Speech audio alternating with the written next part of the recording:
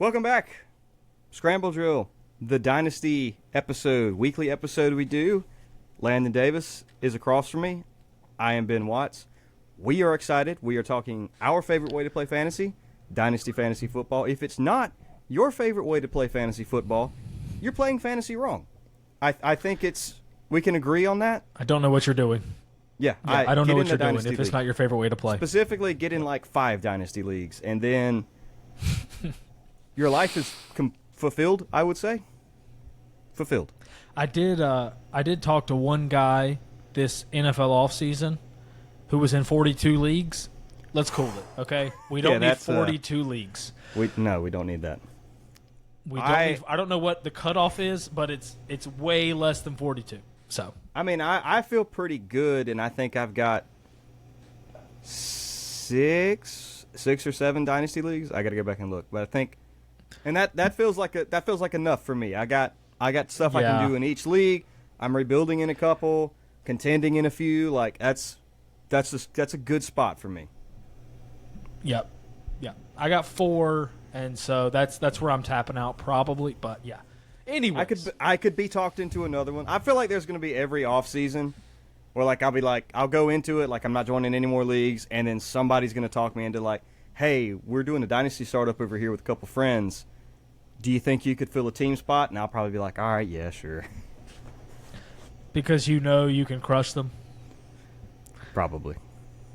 It's just a few buddies who don't really know. They kind of know, but they don't really know, and you're like, I could win that league. Dude, I helped a few different people with drafts this offseason that I wasn't in the league, but I was just on Discord with the buddy while he's doing the draft, and I was sitting here like, man, if I was in this draft, I'd win the league for 5 years in a row.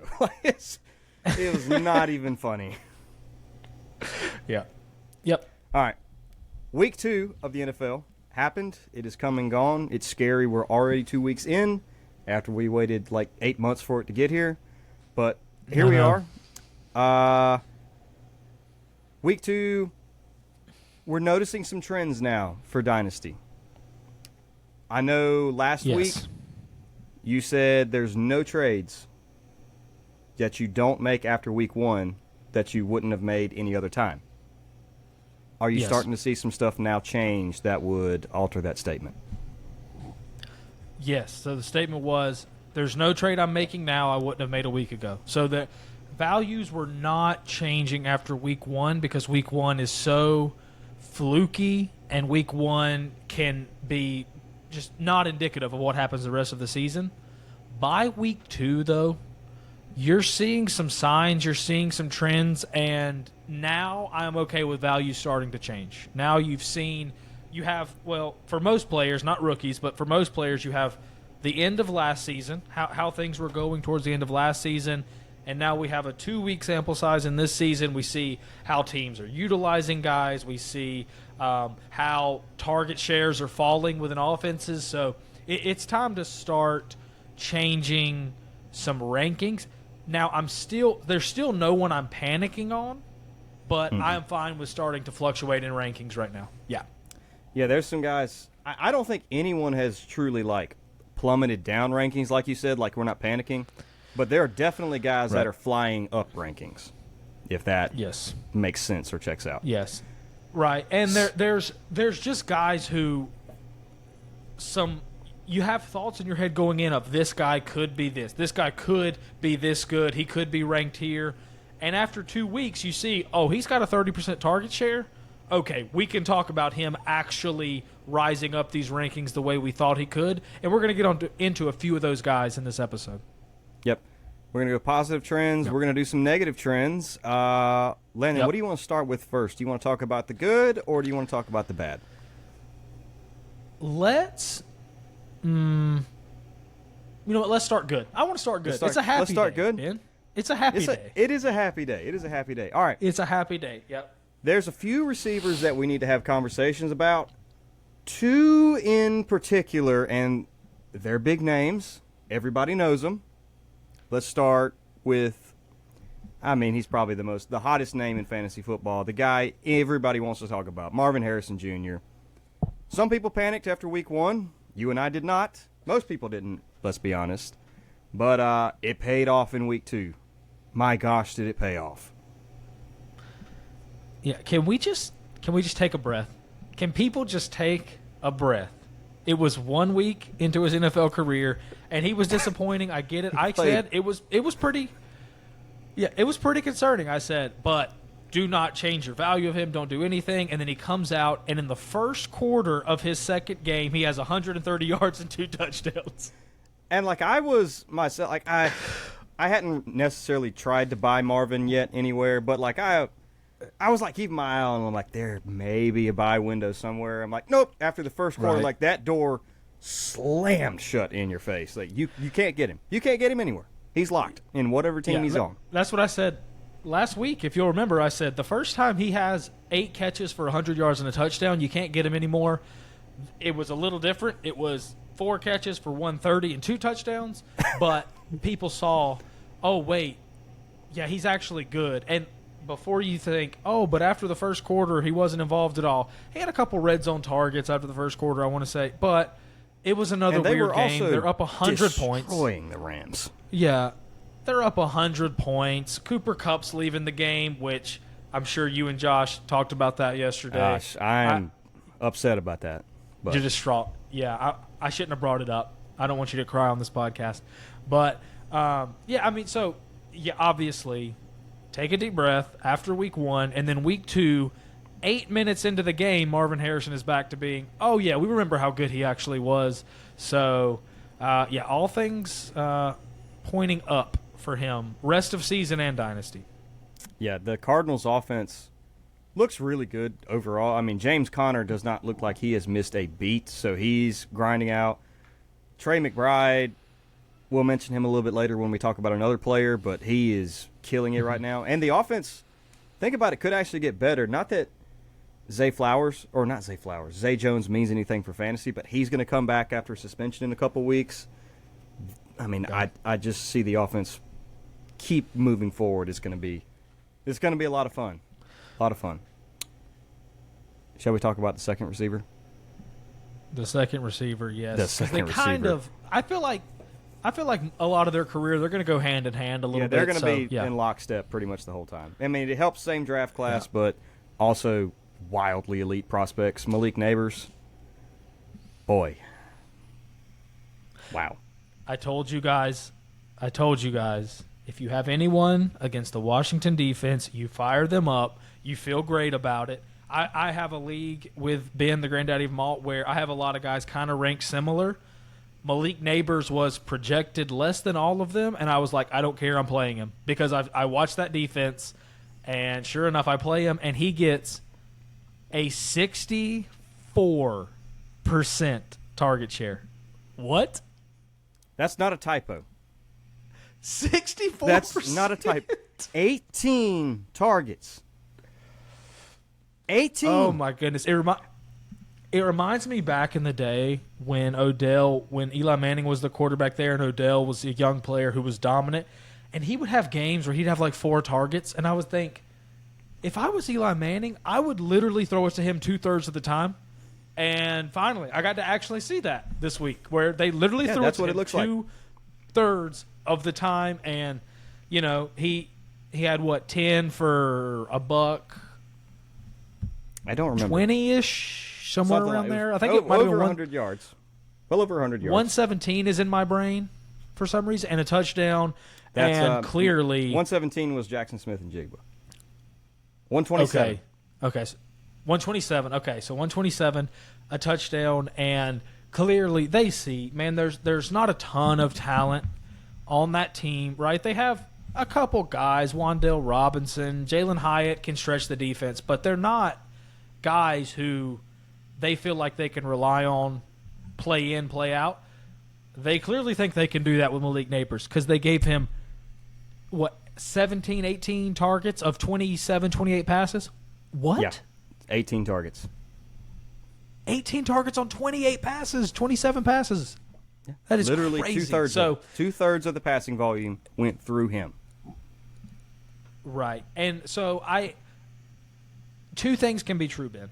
I can see a world where this is his best game of the season, or maybe one of his 2 or 3 best games of the season, and I can be super high on him. Like, he showed he's got the elite skill set. The situation is still bad, right? They're not going to play Washington every week.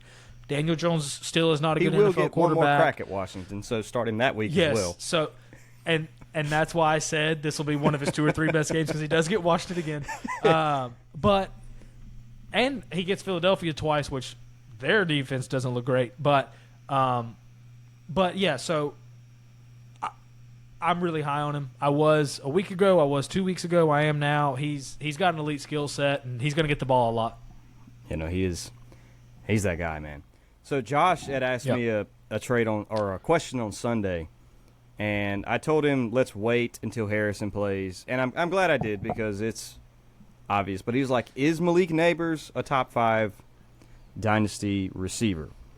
And I think it comes down to a question of, are Harrison and Nabers, because they're going to be in lockstep, top 5 dynasty receivers?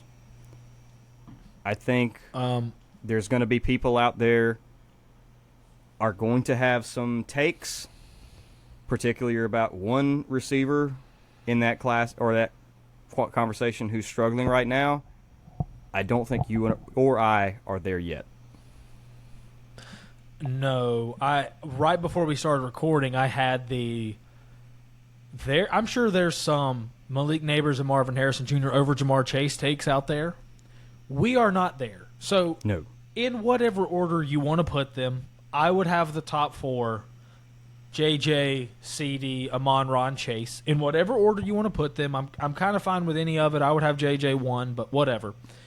So those are the top 4. So if there's 5 spots, Nabers and Harrison can't both be top 5.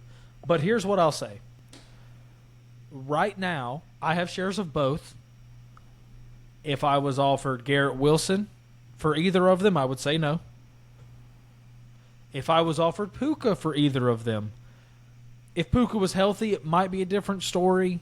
It'd be really close. I'd really consider that. I am high on Puka, but I think the top with the 7 injury, receivers in Dynasty, I think the top 7 receivers in Dynasty are those 4 I mentioned, Marv, Malik, and Puka in some order. I think they've passed Garrett Wilson, so that's where I'd have them. Yeah, and I will say, and it's not to put down Puka because I do think he's great, but the situation right now with the Rams is not looking good either. They're decimated with injuries. Matthew Stafford is older. There's a lot of older guys on that team. So, I mean, I don't think it's outside the realm of possibility that Puka could be in a similar situation to Garrett Wilson sooner than we realize, to where, hey, man, there's really nothing around him and nobody throwing him the ball. So I think I agree with you. He's right there with Harrison and Nabers, but I personally would put Harrison and Nabers over him, especially with the injury right now. Yeah. So that's and I will say, in defense of Jamar Chase, things are wacky with the Bengals, and he is about to play Washington as well. So Jamar Chase is about to jump back up. Yeah, that was the question I was going to ask you. It's like, who does Jamar Chase play this week? He plays Washington. He's going to have a monster game. They're going to double team him, triple team him, and it's not going to matter. They don't have bodies that can cover him, and people will be remembering who Jamar Chase is about Tuesday of next week. You'll be like, oh, wait, yeah, he is actually one of the best receivers in the world, and he's 24. So let's not throw dirt on his grave too soon. And let's please remember, too, that Joe Burrow, the Bengals always start slow. Joe Burrow is, I don't even know if there's words to quantify how much better he is than Daniel Jones. Are there adjectives to describe that? So, no. Yeah, no. Jamar Chase is still that guy. All right. Yep. We've talked about the 2 elite guys. This is one of your buy candidates before the season started, and I 100% agreed with you. I'm super high on this guy, have been for a while, and it finally happened. I'm so excited for the breakout, so excited. Jackson Smith and Jigba, 12 catches, 117 yards, 16 targets, led the team. Thoughts? This is what we like to see. This is what we like to see. So I said earlier, for the non-rookies, at this point in week 2, you have, how last year was tracking, maybe the end of last year leading into this year. Now we have 2 weeks this year. So JSN's was not what we wanted to see at the end of last year and even week 1 this year. But you go for 12 catches, you go for 16 targets.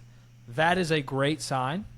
So because we don't have the huge lead up and he's not been going at a trajectory like this, straight up, I'm not at the point where I'm all in. He's the guy from now on.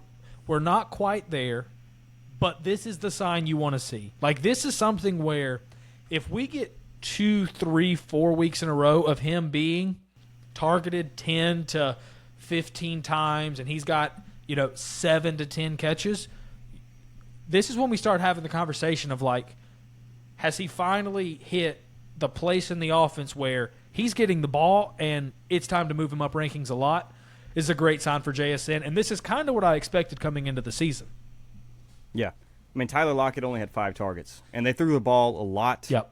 It was clearly funneled through DK and JSN. And JSN was getting, I don't want to say high-value targets because DK was obviously getting it too, but Gino was hitting him like over the middle of the field, like trusting him on those throws. He looked very comfortable with him. JSN looked very, very integrated in the offense. I love to see it. I think we got to, maybe this was just the offensive coordinator last year for Seattle. It's just bad, man. Just bad. I think that's part of it. I mean, we both know the talent JSN is. We both believed in it. I said, go out and buy him if you can. I hope you did, because I think his price has gone up, I'm sure, just off this game. And if we see this 2 out of the next 3 weeks, we're going to start to talk about JSN being a top 20, top 18, and then approaching even higher in Dynasty pretty soon. Yeah, I'm very excited. I have a lot of JSN shares. This is I got a few thumbs up. Thumbs up, excellent for me. All right, I got a few. I was getting him. I did a Dynasty, a startup, and a redraft draft in the last month, and I got him both times in dangerously low places, like ridiculously low, crazy value for him. So I feel pretty good. Like you're drafting him, and like even if he's bad, like where you're getting him, it doesn't matter. No, yeah, and so if he's good. He's already probably increased from where you were drafting him a month ago, and if we see this continue, he's going to be up there. Yeah, for sure. All right. There is another rookie. Who's flying up draft boards. It's a conversation we need to have. It's a conversation. Look, this is a conversation in redraft, so it dang sure needs to be a conversation in Dynasty. Brock Bowers. 9 catches. 9 catches. Tight end 2 last week, I believe. Yep. The tight end world is desolate at the moment. Oh, my Everyone gosh. is. There's nothing. Everyone's hurt. They're either hurt or not producing. Like Travis Kelce is doing nothing. Trey McBride, or not Trey McBride. That one's wrong. Mark Andrews is struggling. Evan Ingram is struggling and banged up. Kyle Pitts, we'll talk about him later. I shouldn't even mention him now. We're going to talk about him. Who's another? Sam Laporta doing nothing. Like Kincaid doing nothing. And then you've got this guy, this shining beacon in the tight end world. And everybody, I didn't freak out about the landing spot, but a lot of people did. Man, it doesn't matter. Brock Bowers, he's that guy, dude. Is he the tight end 1 after 2 games? So that's in Dynasty. Is he the conversation. That's the conversation. So we've seen it's week 2, right? At this point, we've got a 2-game sample size. He's a rookie, but his expectations coming in was, is he the best tight end prospect ever. It's him or Kyle Pitts. So they're both right there. And so we are just looking to see signs of what we already thought he could be, and we've seen them. These aren't signs. These are just like flashing. Yeah. Like you got 9 catches. And Kyle Pitts didn't do this. With Laporta, not producing now, we're going to talk about him. With Kincaid, who a lot of people had high hopes for, not being great early. It's still early. I think Kincaid's going to be really good this year. With Kelsey falling off, he's no longer in the Dynasty tight end 1 conversation at this point. With some of those signs, I think at this point there is no set of rankings worth itself in salt. I don't know what that expression is. Whatever that expression is. There's no rankings good enough if he's not in the top 3. Like, the only 2 people you could possibly put ahead of him is McBride and Laporta. Like I said, it's only week 2 on Laporta.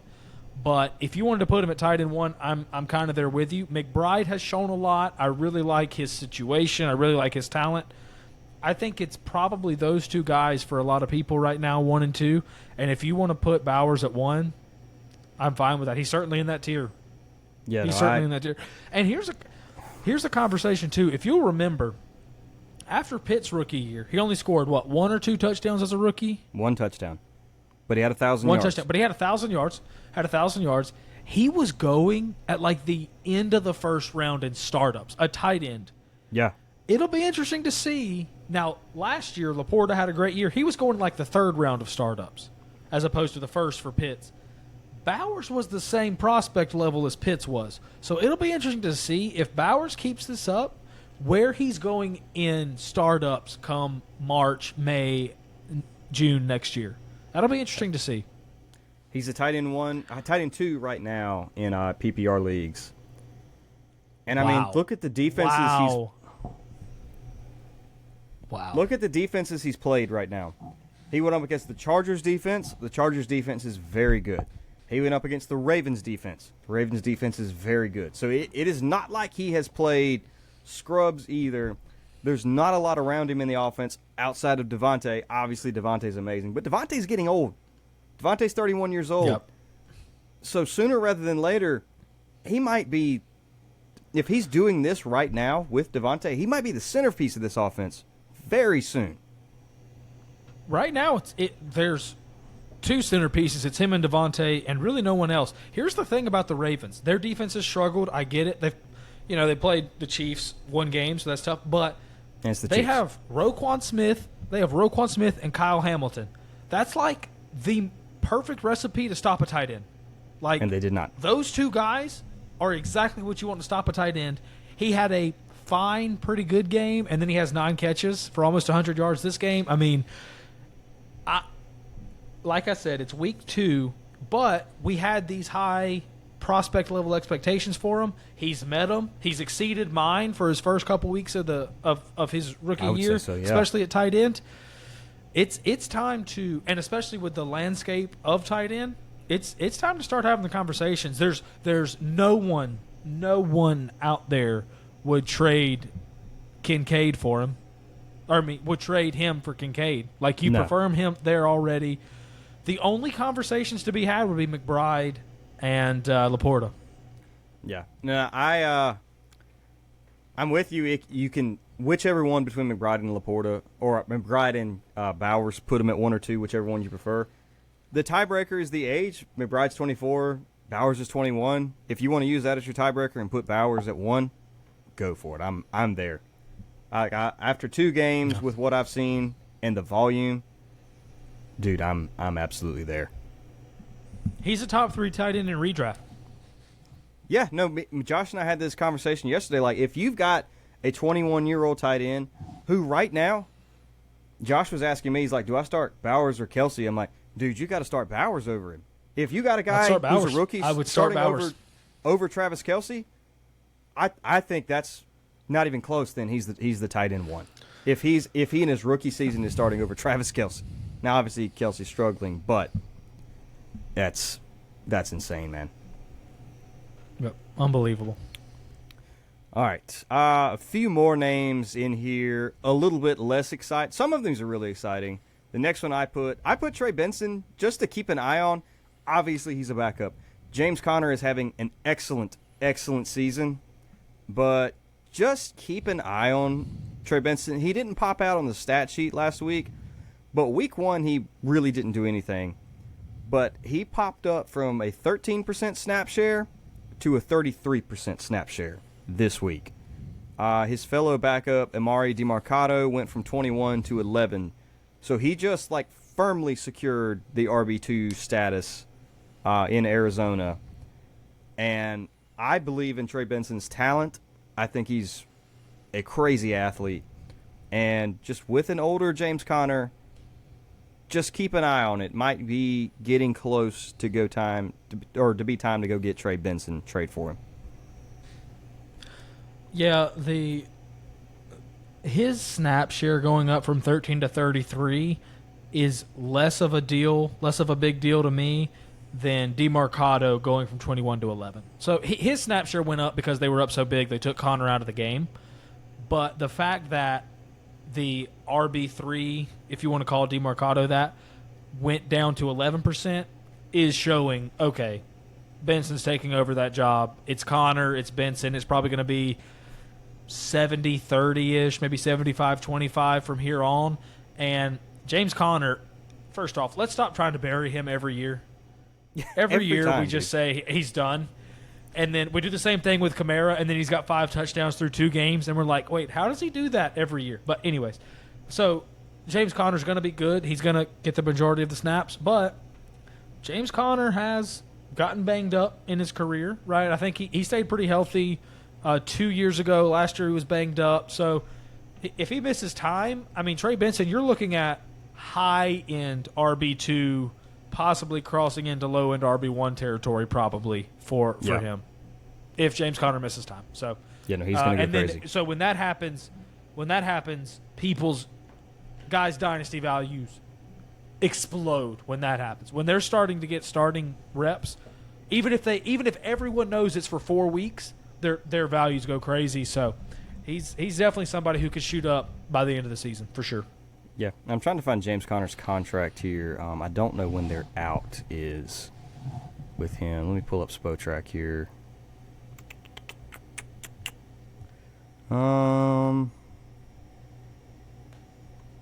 Wi-Fi is not wanting to load at all. So it can't be that long. Maybe we'll wait. No, it can't. It can't be much longer. So, another guy people try to write off. Never talk about him. Chris Godwin. Josh and I mentioned him on the redraft episode of sometimes camp hype means nothing, but the Buccaneers coaching staff said, "Oh, we're going to put Chris Godwin back in the slot." And last time he was in the slot, he was the wide receiver 2. They didn't lie, and that's exactly what Chris Godwin likes to do. And man, is he good at it. He is just a guy. I feel like he's always kind of a buy. His value is never at its ceiling. People are kind of in on him. They know he's good. They know he's not that old. He's 28. If you ever tried to trade Chris Godwin, they were like, I like Chris Godwin, but I'm not really willing to. Right. I like Chris Godwin. I'm not willing to give up that for him. He's always kind of under the radar guy, and the trend of him playing in the slot and looking really good, I mean, his outlook for the rest of the season is pretty good, and he's 28. He's got 2, 3, 4 more years, so he's a dynasty asset that should be going up in rankings. I haven't really paid attention to where he's gone, but I've liked the trends I've seen the first 2 weeks, and if he's going to stay in the slot, and the Bucs are going to continue to throw the ball a lot and be good. He's somebody I want on my dynasty team for the next 3 years, for sure. Yeah. And he was a guy we talk about positive touchdown regression and everything. He had to score more than he did last year, and obviously he's already done that. So, yeah, I'm very excited for Chris Godwin the rest of this year and next year. Baker's still under contract. Mike Evans should still be there, I think. I don't know what Evans' contract is, but I'm pretty sure both of them are still under contract next year. Yep. All right. So these next three guys, let's bundle these guys together. Yeah. Okay. Devon Achane, Nico Collins, Rashee Rice. Yeah. Yeah. So these three guys are. So the trends we saw last year, the trends we started to see, that I'll be honest, on all three of these guys, I was not completely bought in on. I was not 100% in on Collins or Rice because there's target competition, there's a lot of factors, there's a lot of stuff going on there. I wasn't completely bought in, and Achane I wasn't really bought in on the size and the injury risk and all that. After these first 2 weeks, it's time to say it. These guys are cemented as dynasty studs. Like blue chip, build your team around them, building block for the future type guys. All three of them. I mentioned this earlier to you, and I actually texted the guy I made this trade with earlier in the offseason this week. And I said, so we had a trade kind of set up, and I had a choice to include Olave, Waddle, Ayuk, or Rashee Rice. I was sending one of those guys. And I said, well, I'll hold on to those first three. I'll send Rice because I want to hold on to that. I now regret that. I now think you could put Rice ahead of Olave, Waddle, and Ayuk. And they're pretty close. I mean, there's probably some people who disagree with that. But I regret sending Rice. Like, that's where he is. That's the trend. He's tied to Patrick Mahomes. He's clearly going to get the ball a lot. And he's kind of the best player in that offense. Yeah, he's kind of been a run-after-the-catch guy his whole career, and that's still what he is. But then this year, you see he catches a 40-yard bomb and scores a 50-yard touchdown, and you're like, oh, he can do that too? There's that element in his game.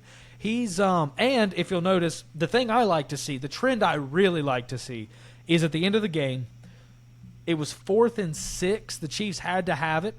They throw it to Rashee Rice and pick up the first down. It gets called back because of a hands-at-the-face penalty, and then they run a 4th and 16 play, had to have it. Where does Mahomes go? He goes to Rice, and they get the pass interference penalty. So in the big spot, Mahomes is looking for him. And basically our whole time playing fantasy, we've played fantasy for 7, 8 years now, 9 years? Basically the whole time it's been Travis Kelce for the Chiefs. That is the go-to guy in those situations. And now it's been Rashee Rice this year and at the end of last year. So the trend, I'm buying in fully. And then with Nico, he's the one you want. He's the one you want in Houston. He got the contract extension this year. He started showing these signs last year. And then he just looks like the best player. Like, I love Diggs. I love Tank Dell. I actually think Tank Dell's a buy right now in Dynasty. But Nico is clearly the one. And on third down, C.J. Stroud's looking for him. He had that crazy catch against the Colts in week 1 on 3rd and 12, 4th and 12, where it was like, oh, there's no way he was in bounds. Then you see the replay and you're like, oh, crap, he was in bounds. He's got that talent. He's got the ability to be a possession guy who gets 12 targets, and he's also got the ability to score the 80-yard touchdown, and that's a rarity. And then Achane, maybe McDaniel's just trying to kill him, but regardless, he's getting the ball a lot. He came into Thursday night banged up, like was he even going to play? And then he gets a million touches. And they clearly even think he can handle the workload. Getting blown out and lost Tua, he was still in the game. Like, they had pulled Tyreek and Waddle and left him in. I don't know if that's a good sign or a bad sign. He was getting that workload. He was. Yeah, getting that workload, getting the targets he gets as a running back. That offense is insane. He gets the ball on the screen, and he doesn't get touched for 12 yards. And you're like, how do they do this? How do they get these guys these wide open on screens? Freaking McDaniel, but he does it. He got the goal line carry when Raheem Mostert was healthy. So these three guys, Rashee Rice, Nico Collins, and Devon Achane, if you've been like me, and I think like you, if you've been a little reserved on them, a little bit like, I'm not going to go fully in until I see more, I've seen enough. They're studs. They are blue chip cornerstone assets in Dynasty. Yeah, no, a little before the season, I started getting a lot more in on Nico Collins. Now, Achane and Rice, I kind of held my judgment for, but look, I'm always a little hesitant with guys like that. I'm taking the guardrails off. Like, go do what it takes to get those guys on your team. I'm here for it. Yeah, I have. Like I said, if the guy I traded Rice to, if he offered me right now, if he offered Rice for Brandon Ayuk, I would smash accept. If he offered Rice for Chris Olave, I would smash accept. That's where I'm at with Rashee Rice. He's that good. And we're going to mention Chris Olave later, but Brandon Ayuk, I felt all offseason was a little overvalued anyway, but it's all three of those guys. And if you'll remember, I was on with you and Josh like right after Rashee Rice had his incident in the offseason, and all three of us were like, buy. Go buy him if you can. We were talking about some prices he was going at. And we were like, dude, if you can get this guy here, I think I got him in the eighth or ninth round of a Dynasty startup this year. Like, crazy values on Rashee Rice. So, my reservations are basically all gone. Yeah. No, I'm completely taking the guardrails off. Wherever you want to put him. Now, obviously, there's a little bit, but like if you want to put Nico Collins as a top 10 Dynasty receiver and pay that kind of value to get him, do it. If you want to put Rashee Rice as maybe even a borderline top 10 Dynasty receiver, top 12. Top 12. Yeah, top 12. Top 12, yeah. Do it. And if you want to put Achane as a top 5 Dynasty running back and pay that price to get him, if you want to put him at 4 behind the big 3 of Bijan, Gibbs, and Brees, do it. Pay it. So let's do it. I was going to ask that. Receiver gets a little weird with rankings, but how many Dynasty running backs would you prefer over Achane? I would prefer the big 3. How many Dynasty running backs would you prefer? The big 3. That's it. I think he's over Taylor. He's over CMC. He's over all those guys. Over ETN. Over Saquon. I think I would go those 3 and Taylor. I think I'd have him at 5. I think I'd have him at 5. I don't hate him putting him over I think Taylor, I would prefer Taylor. In in a PPR league, I think you could put him at maybe over Taylor in Dynasty. Maybe. So Taylor, I think, is a guy who he's looked better than his Dynasty numbers have been. I think he's looked really good, so I can see him being really big the next few weeks. But other than those 4, there's no one. There is no one I would put ahead of him. Yeah. No, I'm with you. All right. So we talked about some guys you and I have been very excited about. A lot of good things going on. Yep. There's always some negatives. Several of these guys in the negatives I don't even want to talk about because I love them. But me too. Conversations need to be had. Let's start. And disclaimer, like we said earlier in the video, we're not panicking on anybody yet in week 2. It is way too early. No panic. Way too early. But that being said, there's some things we need to pay attention to. And I guess we'll start with the guy I'm probably least panicked about. This guy, it's Caleb Williams. If anything, I think we've opened up a buy window for him. But to be fair, he has not looked good through 2 weeks. He's completing 56. He is not. He's looked. He's 56% passing, 2 touchdowns, or 2 interceptions, no touchdowns.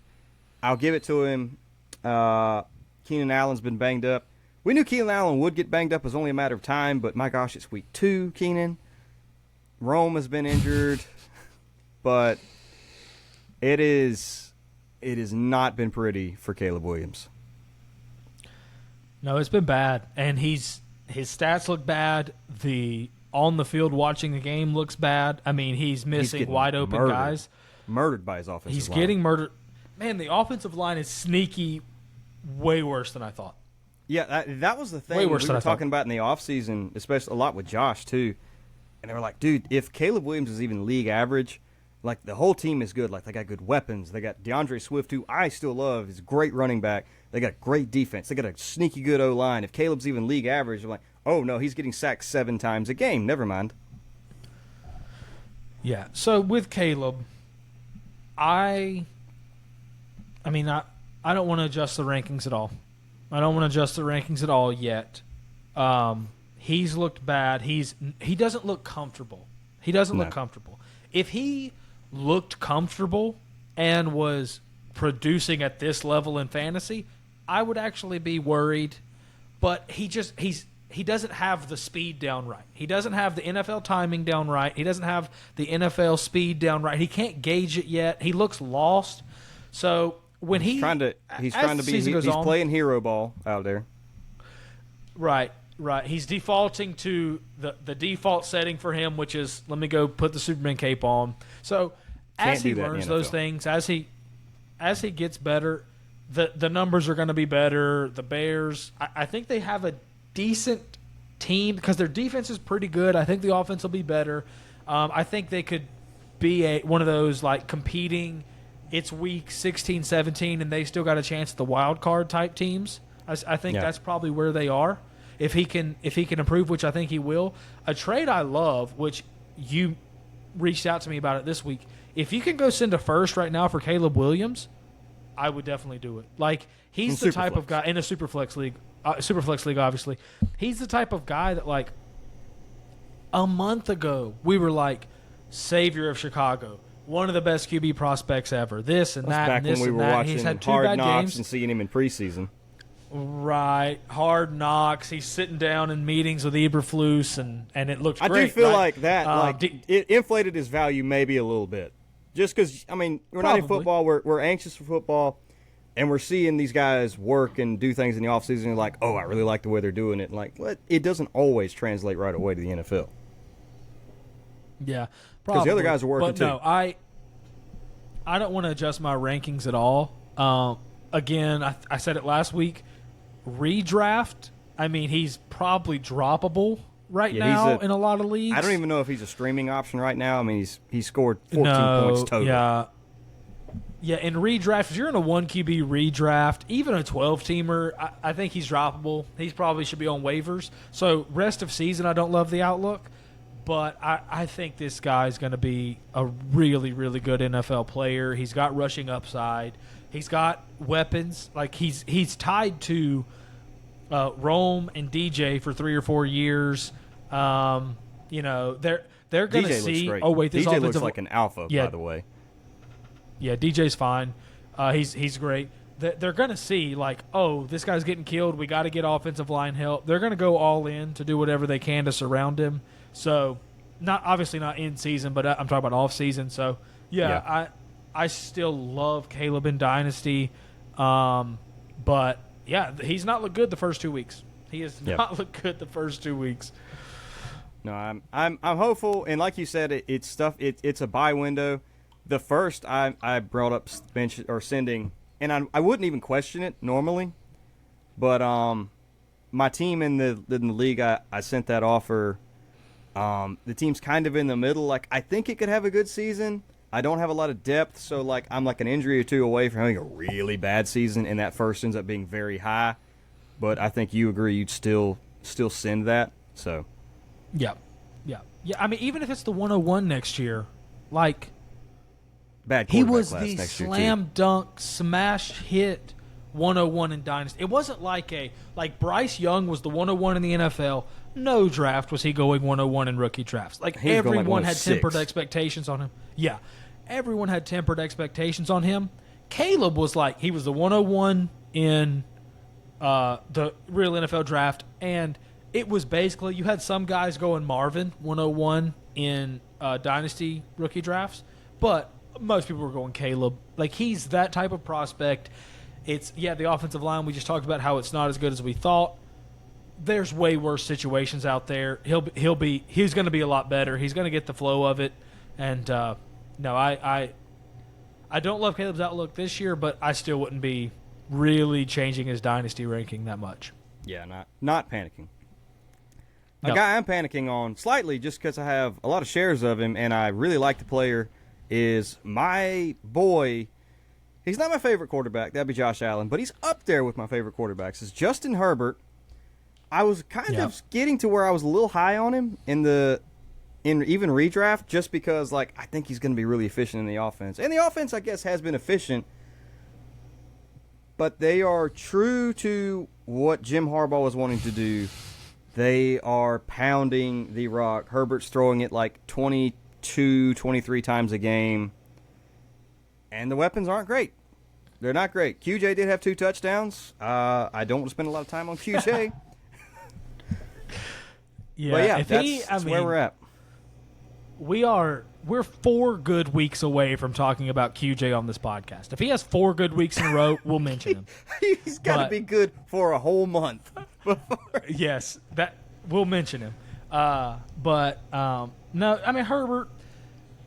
Look, they're not going to play the Panthers every week. Like most of the time in fantasy, you want your players to play bad teams because they usually do better. If you have a quarterback playing the Panthers, just don't play them. Just don't play them because that team's just going to run the ball the whole time. I don't care who it is. I don't care. I mean, obviously the Chargers want to run the ball, but every team's going to because they're going to be up so big. So Herbert, I mean, they're not going to be crushing every team like this every week. So I think he will throw the ball more, but you are not going to see a lot of games with more than 30, 32 pass attempts. You're just not. It's not what they want to do. It's not who they are. 50 times a game under Staley.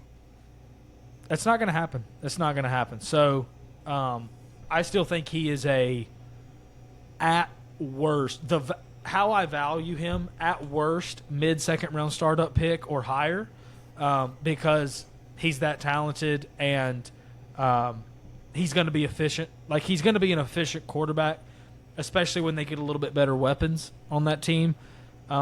But, I mean, the outlook, they just don't need him to do a whole lot right now. And the injury, that's not even what concerns me. It's just, man, they're just going to run the ball. And so that is concerning for redraft. But Dynasty, it's just not something that I want to really lower his value in my rankings just because I think he's that good. Yeah. No, I agree with you. I hope you're right because I'm a big Justin Herbert believer. I think he is an elite quarterback, and I think he can be a playoff, even Super Bowl winning quarterback. And he's shown elite potential for fantasy. We just he's got elite fantasy traits. Elite fantasy traits. Huge rushing arm, upside. Yeah. He had like a 20-yard run against Carolina, I feel like. He's built like Josh Allen. He's Josh Allen 2.0. He's one that drives you crazy because you know he could get 60 yards a game if he wanted to. If he had Josh Allen's brain, he would have 60 rushing yards a game and probably 6 to 8 rushing touchdowns a season. But he likes his body the way it is. He doesn't want to break every bone in it. And what's crazy is he's injured way more than Josh Allen is. That is true. Yes. Josh Allen plays with reckless abandon, and like the worst I've ever seen him with is like a wrist a wrist brace on. Yeah, he had that. Remember the injury last year? It was like a weird thing. It was like something with his elbow. Was it 2 years ago? Yeah. It was like something with his elbow. He might be out for the season. He missed no time. And they were saying like UCL, like his throw power is going to be down. Yeah. He's still throwing 60-yard touchdowns on people. Like, his throw power came if the real world is Madden, his throw power came down from a 99 to a 96. Yeah, there were people out there like, he's going to try to play. I could see this. If he looks bad, if he looks awful, they could shut him down for the year, miss no time. So, anyways, back to Herbert. Yeah, the outlook for this year, I think at this point, like, I know this is Dynasty, but redraft-wise, like, you need to see it a few weeks. You need a few weeks of 20-plus points to feel good about playing them. Dynasty-wise, I think the talent's there where you don't need to adjust the rankings too much. Yeah. Well, good. I'm happy to hear that. All right. Yeah. Chris Olave, I mean, he's been a perennial top 10 Dynasty receiver for me. And he had a much better game this week. And I'm hopeful like some of it is just, but this is back-to-back games. The Saints offense just doesn't make sense. This shouldn't be happening. And he led the team in targets, but he only had 6 targets. Yeah, I was actually a little concerned at this time last week. I was probably a little more concerned than I let on about how week 1 went for him. This week, I feel way better. Like, I know he didn't have a great game. they threw 16 passes and he had 6 targets. Like, I don't know what the target percentage in my head is real quick, but it's above. It's like 40-ish percent. Yeah, it's I think. 30, Would that be right? Well over 30%. Yeah, 40-ish percent. Like, he's going to be fine. The Saints are not going to win every game by 40. Like, they can't. They can't win every game by 40. So, I think in as a Falcons fan, close I hope game not. script, close game script, I really like Olave. They're playing the Eagles this weekend, which their secondary looks like a Swiss cheese donut. So I could see him having a big game. And then kind of everybody's thinking normal thoughts again next week. I really don't feel concerned because the reason he hasn't produced is just because of how he's fit in the offense, and nothing about the offense so far seems sustainable to me. 70-yard touchdown for Rashid Shaheed can't happen every year. And, like, what you don't think about in that is, like, man, that's 70 yards of opportunity for passes to Chris Olave and a potential touchdown he missed out on. Alvin Kamara had a 50-yard touchdown. That's 50 yards of opportunity for Chris Olave and another touchdown he missed out on. Not to say, obviously, he wouldn't have got all 120 yards and 2 touchdowns, but there's just so many opportunities he's missing out on. He also had a catch where he got down to the 1. He was almost in the end zone. It was another one of those, like, every 4 weeks Chris Olave makes a play that you've never seen anyone make before, and you're like, how is this not the best receiver in the league? One of those plays. But so I'm less worried now than I was last week about Chris Olave. I feel fine about him going forward. Redraft and fantasy. Yeah. Rachaad White. Semi-victory lap for me. 10 carries, 18 yards. We knew it. He's not a good player. The concerning thing for me is not the 10 carries, 18 yards, which, you know, not that I expected that, but, like, we don't think he's an efficient runner of the football, right? We just don't. Bucky Irvin looks better than I thought he would. He looks bigger than I thought he would. He plays like I'm just surprised at how good he looks. Yeah, I'm just surprised at how good he looks. I'm not making this prediction. I'm saying it's more than a prediction. I'm saying I would be shocked if this doesn't happen. If this isn't 50-50 by the end of the year. Like, I would be shocked if it's not a 50-50 split by the end of the year. I can see that. I mean, Bucky Irving is a guy, he fell off of people's radar after the combine, where he just did not, he was not fast in the 40, didn't look incredibly athletic, looked small, and everybody's like, okay, he's basically nothing. But when he's on the football field, he's just one of those guys, he plays fast. It's a weird term, but he does. And, and he looks better. Like, he looks better than Rachaad White. When I saw him week 1, he looked bigger. I was like, I didn't realize he was that big. And they said in the offseason, we want to bring somebody in and lighten the workload on Rachaad White. And then we were like, well, they didn't really do it. Well, maybe in their minds they did. Maybe in their minds Bucky Irvin was that guy all along. And, yeah. So. Yeah. If in my head, you can't do it right now. Obviously, he just had a bad game. But as soon as Rachaad White has another good game, I'm selling him, and I'm getting out. Yeah, I mean, he's in the weird range. He's at the point. I'll tell you this. He's at the point where the guys he was going around in startups this year, I prefer all of them to him now. Yeah, they're all better than your he James is. Cooks, your Kenneth Walkers, your Jonathan Brooks, those guys. I prefer all of those guys to him at this point. Yeah. No, he's definitely a faller. All right, last two guys, we can talk about them together. They're both tight ends. We've mentioned them when we're talking about Bowers. Sam Laporta and Kyle Pitts. Had to say it. Yeah. Not panicked. Had to say it. Not panicked. Worried. No. There's a difference. Laporta, I wouldn't even be mentioning Laporta, honestly, if what happened this past week was so drastic. Did you see how many passes Jared Goff threw? Yeah. He threw 55. A lot. Did you see how many targets Sam Laporta had? Yes. think it was 3. He had 3. And it's like I said with Josh. What is that target share? Oh, boy.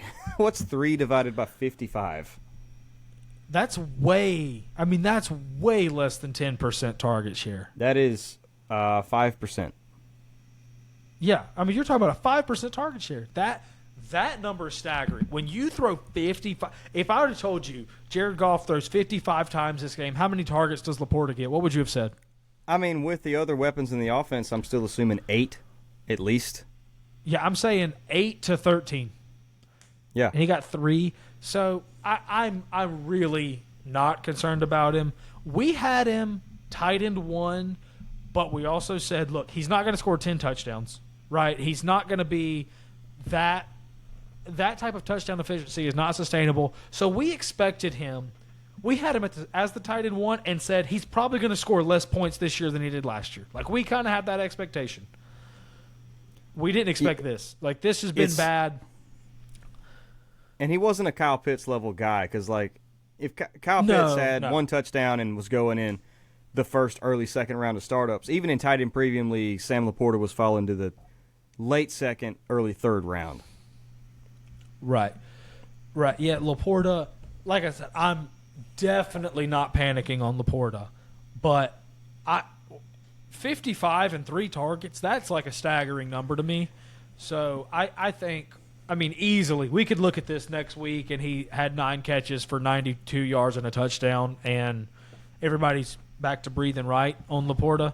I'm definitely not panicking on him. I would still have him as a top 3 or 4 tight end in redraft. Based on the rest of the landscape, yeah, you have to. Yeah.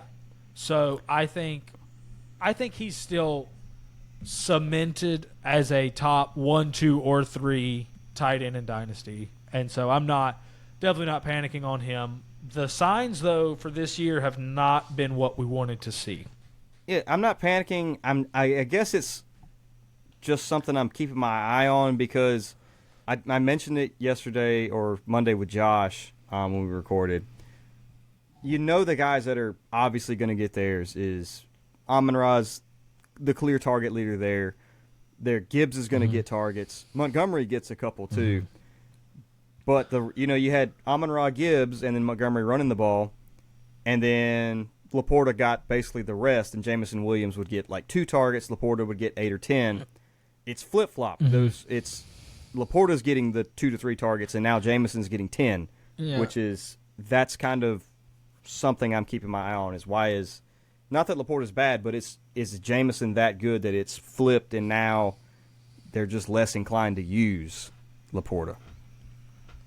Yeah, I need to see a few more weeks from Jameson Williams, but if a couple more weeks happen, he's going to find himself into one of these videos where we'll be talking about him because the signs for him have been way better than I thought they'd be. He looks like just one of the best players on the team.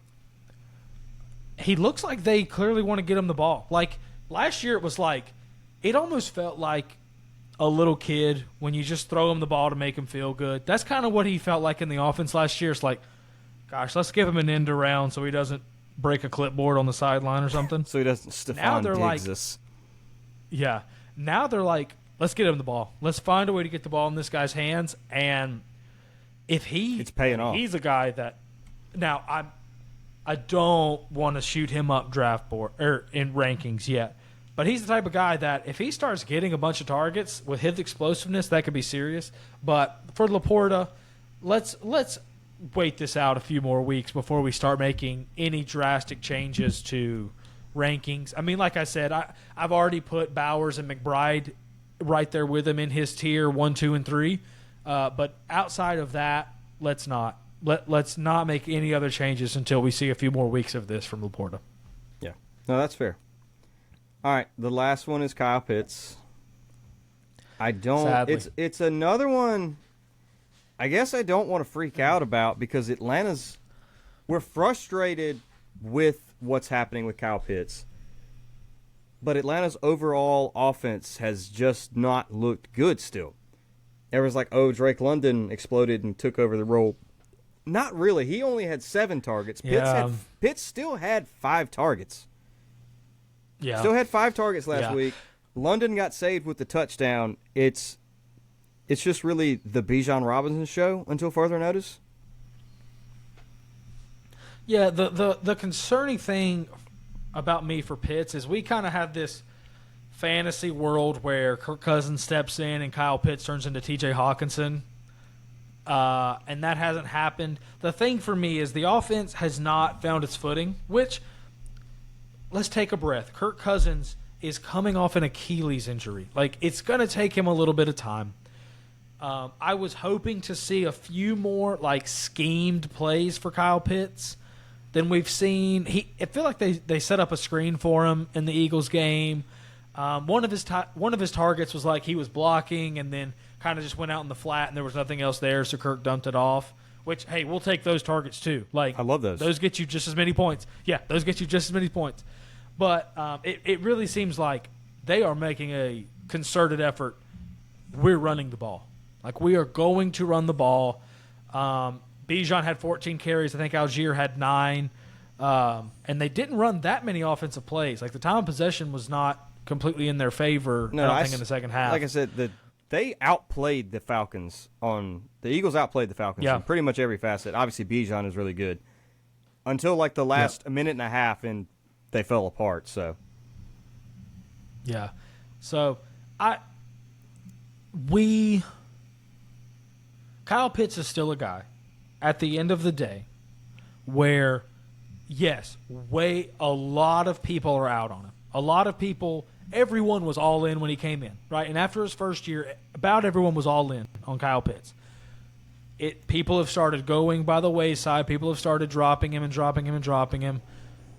He's still a guy at the end of the day. If he goes 6 games in a row and is the tight end 1 for a 6-game stretch or the tight end 3 for a 6-game stretch and, like, is actually producing, he's giving you, 12 to 16 to 18 points a game, something like that, he's going to shoot up rankings. He had that prospect potential, so he's still got that price rising potential. So I'm not panicking on him. We'll see. He is still younger than Sam Laporta and Trey McBride. Yeah, that's so crazy. He is younger than both of those guys. That's so crazy. So he's a guy who, kind of like Caleb, right? I said Caleb, I want to see once he looks comfortable and once it looks like he has his footing under him, we'll see how he's producing at that point. And if he's still not producing when he looks comfortable, I'll be concerned. I'm kind of feel the same way about the Falcons' offense right now. Let's wait till they look comfortable. Let's wait till they get in their groove. And once they're there, if Pitts isn't producing when they've hit their stride, then I'll be concerned. But they're still trying to figure it out. They're trying to figure out where all the targets are supposed to go. Once they figure that out, let's see where Kyle Pitts is at that point. Yeah, we're not looking at the final project for either of these guys right now. Yeah. All right. Yeah. Well, then, and that's all the guys we had on the list. I know you had mentioned Pretty to me. Good timing. Yeah. Right at an hour for the Pretty episode. Good timing. That was right at an hour. Yeah, nice. Yeah, that was great. There was one guy you had mentioned, and I came up with one as well as a buy. So you had a guy, and I'll mention a guy too that I think both of us want to buy really quick just to finish it out. Yeah, maybe this is something we could do every week. We each bring one buy to the table. For me, and it's because of the Tua injury, I think Jalen Waddle is a real buy candidate right now.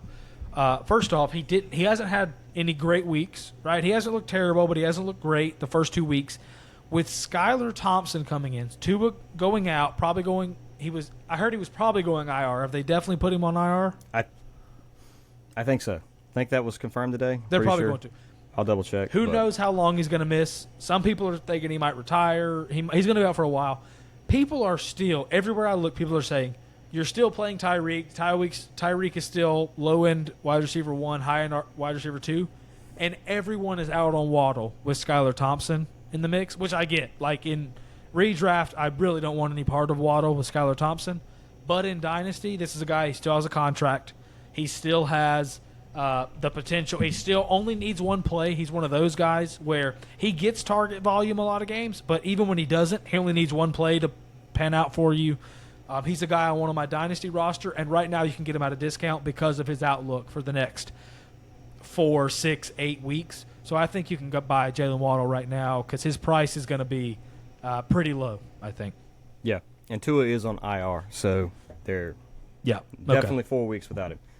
Mine, real quick, is Michael Pittman. People are not really talking about him right now. People don't really care. But and I get why the Colts offense, Anthony Richardson doesn't look good right now. He's kind of erratic. He's running the ball a lot. He's not kind of erratic. He has been very erratic. But Michael Pittman is still leading the team in targets. He's led the team in targets both games by a pretty decent margin. So go get him while you can, because if Anthony Richardson can find his footing, Michael Pittman is still clearly the favorite target in the offense.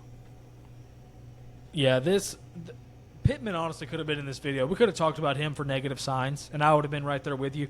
I will say this: Anthony Richardson this week is a perfect. It just shows so well why last week we said don't overreact to week 1. Like, don't go out and trade Jalen Hurts for Anthony Richardson because of week 1, because then you see Anthony Richardson in week 2 and you're like, okay, yeah, we can take a breath, right? That's why you don't overreact to week 1. We still like Richardson. He's just not in the top tier of dynasty quarterbacks at this point. He's not. Now he could be by the end of the season. No, he could be by the end of the season, but he's just one of those guys we need to see it from a little bit more before we actually crown him in the Josh Allen tier. So yeah, but yeah, I think that is all we've got for today. We appreciate you guys tuning in. Leave us a review on the podcast if you like what you hear, and I think that's it. I'm excited for week 3. What are you most excited to see in week 3, Landon? Week 3, I will actually be at another MLB game. I'll be in Tampa Bay watching 2 teams I don't care about in a stadium that I hear is one of the worst in there at 1:40 on a Sunday. Why did I do this to myself? Why are you doing that? Why? Because I'm trying to get to all 30 parks, and we're taking a vacation, so it kind of made sense to hit this one. But 1:40 on a Sunday, what am I thinking? Yeah, I will be fully entrenched in Red Zone at that time. Oh, I'll be watching Red Zone. I won't even be watching the game. I'll be watching Red Zone on my phone. Yeah, you need to go somewhere. I don't know where your seat is, but go somewhere in the shade. Just lean up against one of those poles and I'm just watching Red Zone. I'm just at the park. Yeah. Just don't hit me with a foul ball and I'm fine. Yeah, you'll be good. All right. That's all we got for you guys today. Josh will probably be coming at you later this week with his starts of the week and news right before Sunday. And we will talk to you guys in the next video. Peace. We'll see you.